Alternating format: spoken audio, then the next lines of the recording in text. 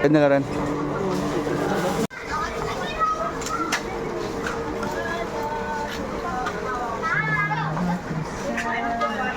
Yellow pad niya ata kayo kayo? Color white na nga nung lahat. Ay, gusto. Ako na padala itong dati. Ay, kasating yung black one eh po. Okay, Nivea ka doon. Is marakaling? Ayun. Sa plato, kasating lang. Yan. Para dyan. No? Ha? Sakto yan. Sakto yan. Hindi mo kuya, dali yung makain.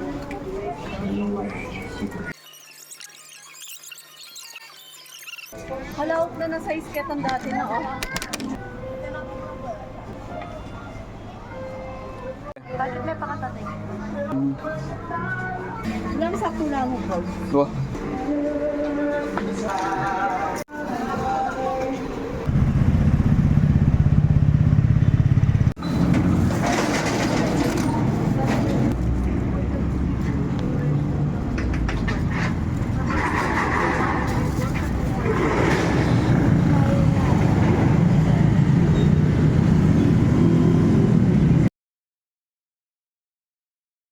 Bopis, bangus, puso ng saging, baboy buto-buto.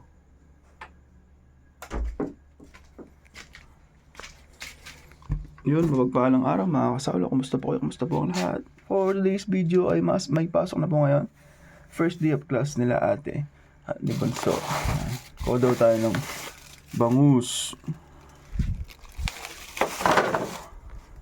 Tapos yung pambopis daw. Saan ko kasi nailagay yun? Ano ba to? Nasa dulo ata yun. Puso ng saging.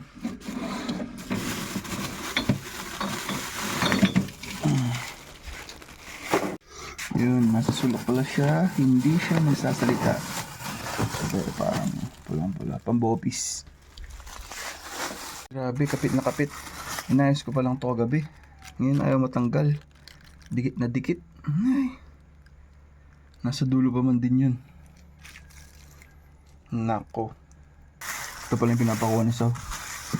Parang pulang-pula. Baga siguro to. Ay, matay siguro to. Ito pala. Kuhanin ito na lang muna ng tatlo. Itong pambopis, puso ng saging, tapos itong bangus. Sobrang tigas, ayaw nila maghiwalay. Ay. So, mag-barbecue lang po muna tayo, no? Naihatid natin po natin yung mga bata, si ate at si Rai Rai. Si Rai Rai sinumpong pa ng acid dahil excited. Ayan. Akala pa namin first day of class, hindi siya makakapasok. Ayun, buti, thank you po Lord at naging okay naman po siya.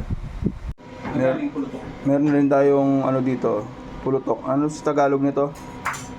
Ano sa Tagalog nito? Bopis. Bopis. Ayan. First time po mag-bopis ni Sao or pangalawa?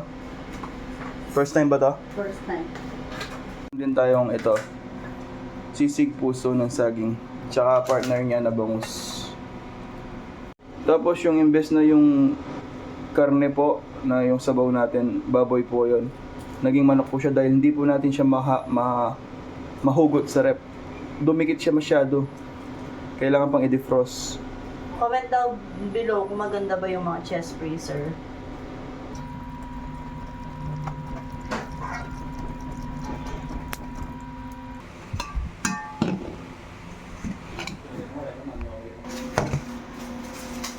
Ang larayan mo para.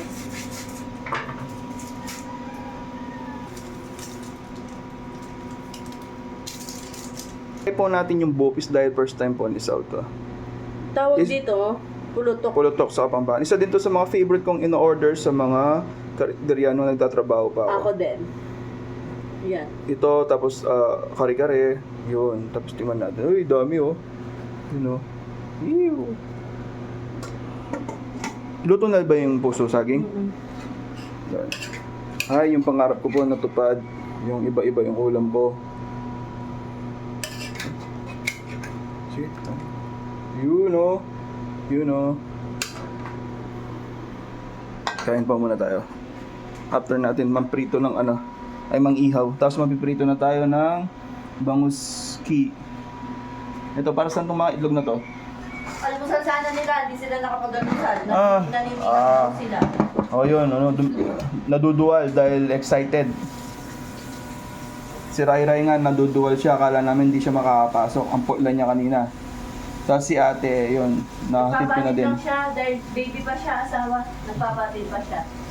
Si Rai Rai. Kasi okay na siya nung ano, tumatawa na siya eh. Hindi, yung pinataas ko nga yung kamay kanina. So, ayun, nambalat na din po tayo ng isang itlog. Ito, tikman natin. Pero masarap. Ito din yung gusto ko. Yung sisig puso. Masarap yung sisig puso. Ha?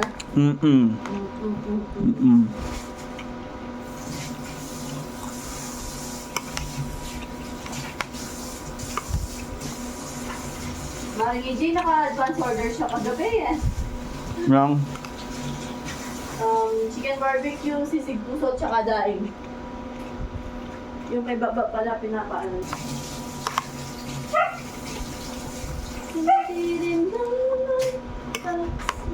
sabihin mo.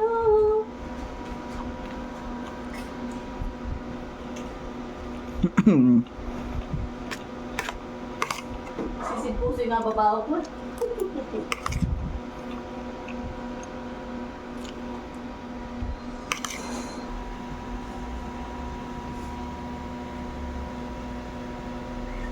Ang chicken barbecue mo. Ito yan po yung nabanggit po natin nung kamakailan about po sa ating barbecue chicken. Ayan po yung sunog-sunog po. Yan po kasi yung nagpapalasa. Ayan o, yung burnt. Ayan po yung napapansin nyo po yung mga pinagbuburan parang ganun. Kaya naglalasa po lalo siya ng barbecue. Chicken barbecue. Ayan po yung chicken barbecue po natin. Thank you po Lord Jesus.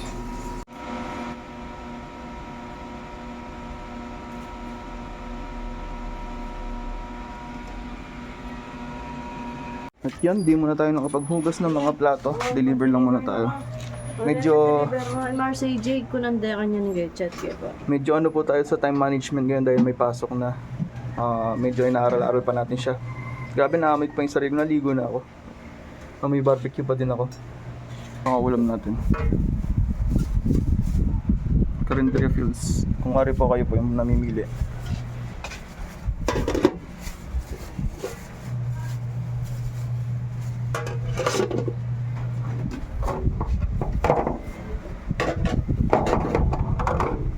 Bakit tayo mabalik? Ate, ano ulam?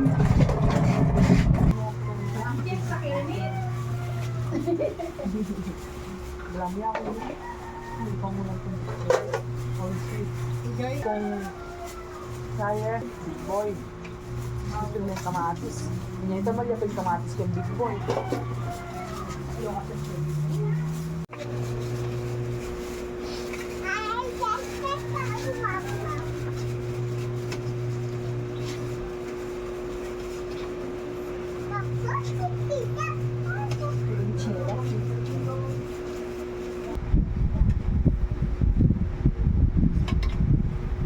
Diyan rin, burinin na.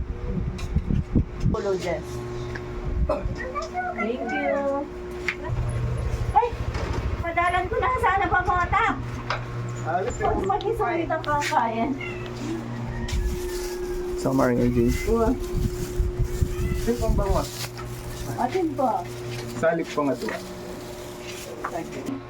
Ayan. Kanto na kang kain. Hello yan. Ibesi number 2. Ano ba namin itong ba? Ako na yung mga aayos kasi pag sisaw, yan, kasi magugulo siya. Kasi pag ako nag-ayos, yung alam mo na agad yung dideliveran ko. Saan ba mo na yung gulay? Ito si Suki.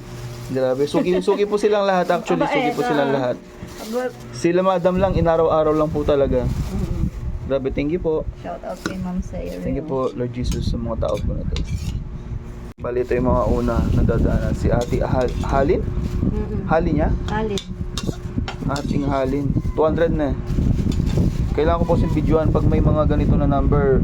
Pag mga numbers eh, nalilimutan ko po. Mahilig po ako mag-round up. Mag-round up. Kung nga rito po, binibilang ko na kagad to, 200. Nasanay po ako sa ganun. Mahiling ka, Renzo. To, 300. Sa bilang ko niyan, sa pera ko ganun.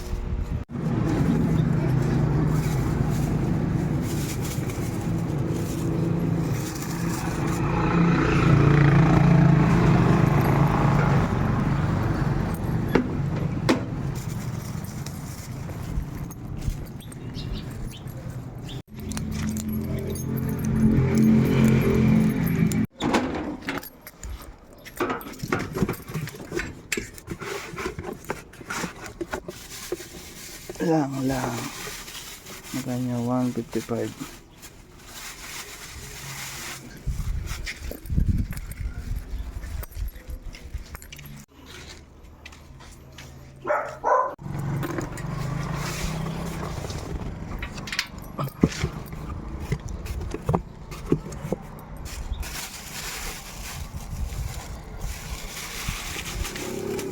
Suki po natin.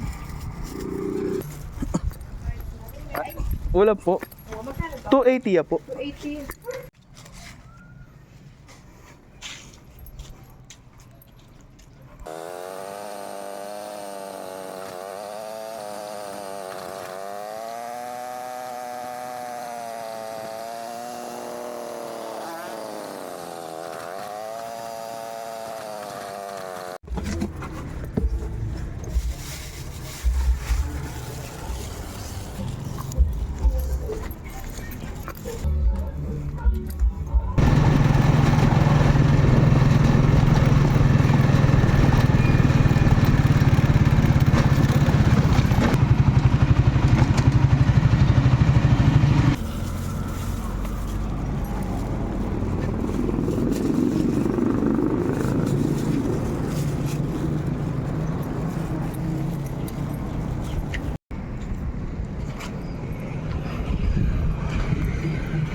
Binigyan pa tayong patip ni madam. Grabe. 45 pesos.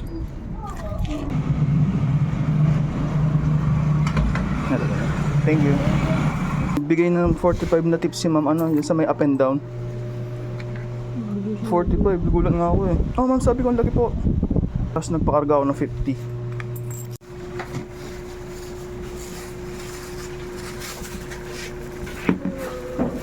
Saan tayo bumibili ng Cobra?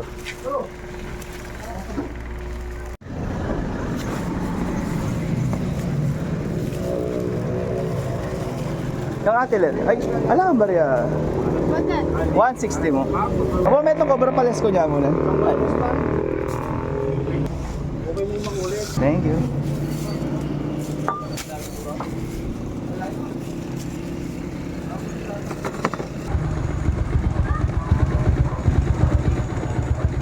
Ay, hapon na, ayaw pa din. May stock talaga, oh. Whew.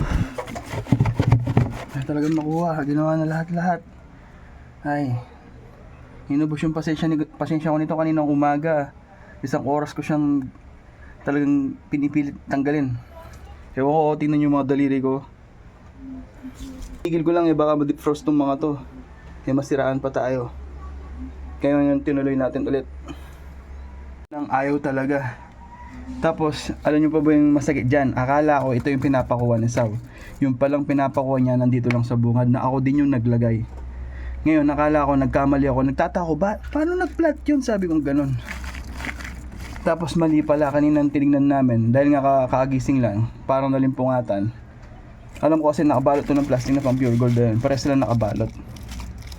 Kaya ito pala yung pinapakuha niya na pang sabaw sana natin. Kaya ang nangyari tuloy, yung siste, manok yung sabaw. Ito yung pinapakuha niya, nandito lang to. Yan, nandito lang yan sa bungad. Nagtatako paano yung napunta doon. Baka dahil sa puyat, nagkamali ako. Eh ngayon, syempre dahil na inano na natin, kailangan natin tanggalin to kasi may stock na yan dyan. Kung hindi mo yan di-defrost, hindi mo di-defrost yung rep, hindi yan mabubunot. Kaya sinusubukan po, ina-attempt po natin ngayon.